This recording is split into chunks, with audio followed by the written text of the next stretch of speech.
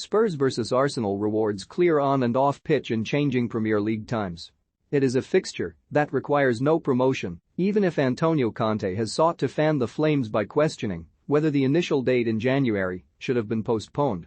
The stakes are high, the awareness it is about far more than 3 points and bragging rights is clear. The outcome of this North London derby, the first at Tottenham with a sold-out crowd since April 2017, could shape both clubs' medium-term futures. A win for Arsenal would see them confirm Champions League football, a defeat would ramp the pressure up on Mikel Arteta's squad with 2 games to go, the deficit a single point. And the consequences off the pitch may be greater than on it. 5 years have passed since Arsenal's last appearance at the pinnacle of club football, and there is a convincing argument that right now they need the Champions League more than Spurs, who were finalists 3 years ago. In a world where financial muscle seems as important as on-field success, keeping up with the true elite is a bare necessity. Despite the justifiable excitement around the emergence of several young players and supporters buoyed with renewed optimism, the balance sheet points to Arsenal being more likely to be cut adrift without the significant revenue of Champions League participation. Yet 5 years ago one could not argue against Arsenal being the bigger club.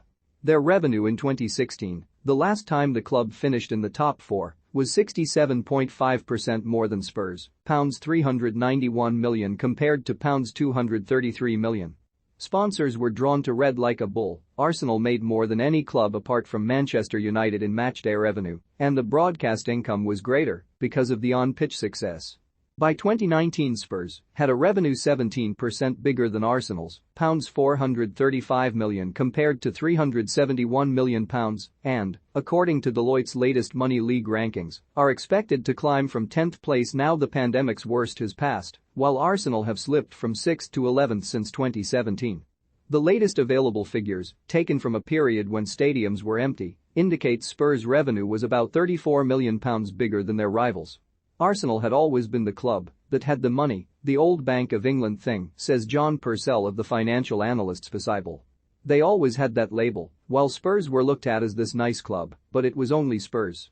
A lot of investment has gone into the new stadium and Arsenal went through a similar thing before it, and that's been the overriding factor in how they have conducted themselves in a financial manager since. As Spurs chairman Daniel Levy said in mid-2020, the pandemic came at the worst possible time for a club seeking to reap the rewards of its new £1 billion asset, which has left an outstanding debt of £706 million according to their latest accounts.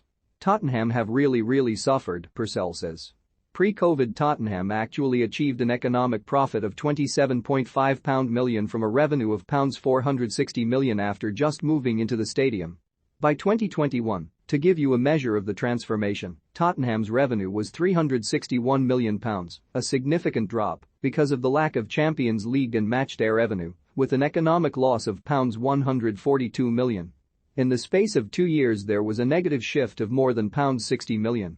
That will hurt. When it comes to the balance sheet in 2022, now stadiums have been open for several months, the Lily-Whites should be in an even stronger position as they capitalize on their decade-long NFL deal, in addition to the hosting of music and boxing events.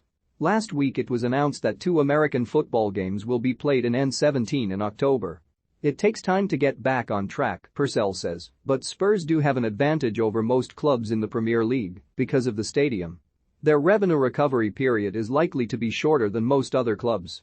That is not to say Spurs will be in a strong position now the pandemic's peak has passed, particularly when the squad remains in dire need of surgery despite improvements in January. There remain doubts that the required investment will be sanctioned by Levy and owner Joel Lewis, leaving a cloud over Antonio Conte's long-term future. Levy's assertion early in the season that Tottenham lost sight of its DNA during the pandemic was a nice soundbite, but a look at their transfer history points to a track record of frugality unrivaled by the other big teams.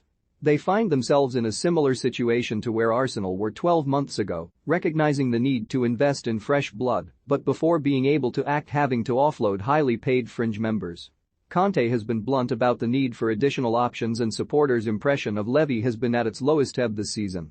In terms of recruitment, Arsenal are much further along the road with a league-high £149 million spend last summer, though the project is far from its latter stages with a new centre-forward and additional midfield options earmarked in the next window. Josh Kroenke has committed to further investment after years of complaints directed at his father, Stan, from the club's supporters, although a degree of skepticism remains. They have learned the hard and painful way, most notably through the Mesut Ozil saga, with the industry's collective belt tightening during the pandemic complicating clubs' ability to part with unwanted players. Look at the contracts signed by Ozil and Aubameyang and you end up with players locked in on high wages who they then can't get rid of, says Tom Basin, an assistant professor in sports management at Coventry University. I suspect clubs in the current climate are now reluctant to do that because you don't want to end up with a player who is 31 or 32, not in the first team, but the highest paid player in the squad. Spurs, whose wage structure has been less egregious, are finding it difficult to move several players on for similar reasons, and the constraints facing many clubs across Europe has restricted options. It's been exacerbated by the pandemic.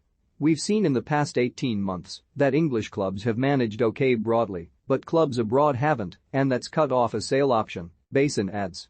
That means they're not spending money now, cutting off a sale option for English clubs. All are tightening their belts apart from the clubs who are backed by owners who can put the cash up easily. This time last year there were convincing arguments that the era of the Big Six was over as Arsenal recorded a second consecutive 8th-place finish.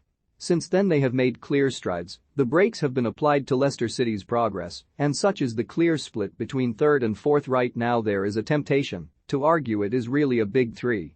And that is before factoring in yesterday's announcement from UEFA that from 2024-25 the Premier League stands to gain an additional Champions League space. The Big Six is a revenue classification, and the gap between the 6th and 7th had been growing since 2009, but shrunk a bit last year, Purcell says. Arsenal are 6th, Everton are 7th, and the difference is £344 million to £185 million. The future remains uncertain, and Newcastle United's wealth means there may be another challenger in the medium term, but the renewal of a derby that seldom fails to produce fireworks has the potential to shape far more than just the mood of supporters.